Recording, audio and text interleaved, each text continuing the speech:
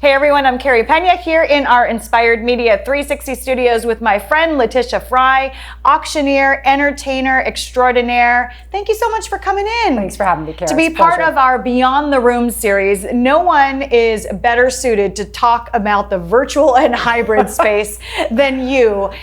Through the pandemic, you did what, 60 plus 67 virtuals, then morphed into hybrids and different things. And as you know, because you were a part of the very first one, this state closed down on March 11th, and we were already rolling out by April 23rd, the first of its kind. So it was one of those learn as you go situations, but for yourself and myself, a background in live TV kind of laid way to the experience that you would need as you move forward, but understanding that what you do on a stage versus what you do in front of a camera are very different. So it was a living, working model that we kept, I would say, refining as we continue to do it together, and as people started to catch on.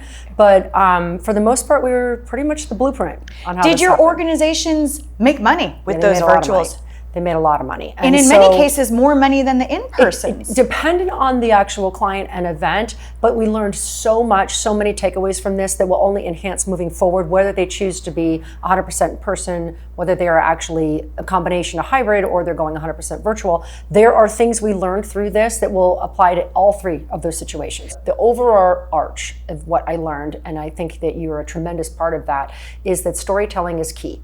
Okay, so whether we're storytelling to people because we're on a red carpet and we're storytelling to them, and even if we're talking fashion, we're still promoting that event, or whether we are actually at the event in the ballroom with no one outside of there, but most people used to think of that as just a stale sort of one video. You know, what we really started to understand was that there's a whole arch to an experience. I always tell my clients, and I don't mean to sound crass, I said, do you want a one-night stand or a relationship? Because many people go at an event as if it was a solo experience of like a one night. It's not. It is a segue into a relationship that starts from the very moment you even announce the date. And you and I share a passion for storytelling. And I always tell the folks I work with on these events, whether I'm emceeing or involved in the production, the goal should be, if I went with my photographer, Carlos, after the event and we went up to interview guests and said, what did you learn? Or what is this organization about? They should be able to tell you something. Exactly. And if your guests are walking out saying, I'm not sure, but I had fun, that's not really a win. This beyond the room content, what I love, one of my favorite takeaways from this, for those of you at home, have you ever been to an event and you just loved it? You wished you could have shared it with your aunt in New York, and you wished you could have told your best friend who lives in Hawaii, and this, that, the other.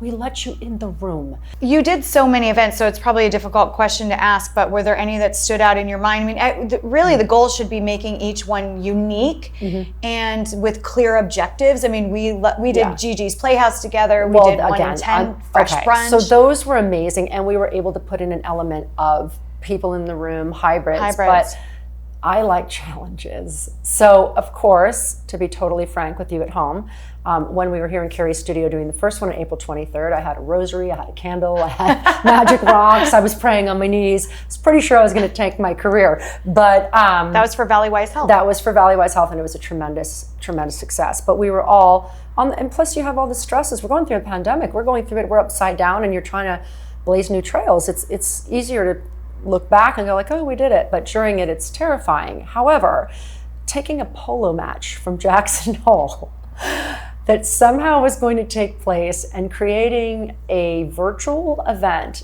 that would basically be viewed in Jackson Hole. However, many of those supporters have second homes in Jackson Hole and didn't come, and they were in Miami, and they were in Palm Beach, and they were in New York. And somehow having you and I in this studio here in Phoenix, having a polo match that's taking place outside without viewers safely on a field in Jackson Hole, and yet even adopting out horses that people could sponsor from all over was one of my absolute favorites. Jackson Hole Therapeutic Riding. And we share that passion to wanting to see these organizations succeed, whether they work with us or with other great talented people in this space. We just want to see them succeed, which is why I'm doing this series. And let me explain something real quick, not to cut you off, but this is so important you understand this about her, because she's not going to say it, and I'm going to say this about myself. Carey goes out and actually spends time in the field. And when you've been with a family with a Down syndrome child, when you've been with someone that is got a child dying of a brain cancer, any one of those things, take your pick, we do that all day long. It's not just that the event becomes successful. if that event is not successful, that charity closes their doors and those people that we spent time with are left without. Please understand how important this is. Someone said to me the other day when I was getting ready for that event, with everything that's going on in the world, how could you possibly be thinking about an event? And I said, that sounds like you're just seeing it as a party. What I'm thinking about are the 4 little kids that I know that are in an ICU right now that will go without if I don't. I know that you're seeing a bigger picture going on in the world, but on the ground, I see so much else, and so do you. So it becomes so much more than a successful event. It becomes about someone's life. What was your main takeaway? We're in this For together. you personally, yeah. Oh, you're gonna make me cry. This studio was a very important part of not only me and my family being able to survive, but also thrive through this, and to really be able to hone new skills. But what I learned is that as much as I took for granted how much I love to be with people in my events, and that my schedule on a plane was probably grueling, I should have been a little more grateful. And my major takeaway was that even if you could only be with a few people, those people mattered more than anyone I've ever been around. So my takeaway was how much people matter. Yeah. Doing Congratulations to you. You did an amazing job. Thank you. Navigating really, really difficult circumstances with a lot on your shoulders. And you managed to kind of single-handedly save a lot of organizations, I have to say. Well, it became about, again, saving us all.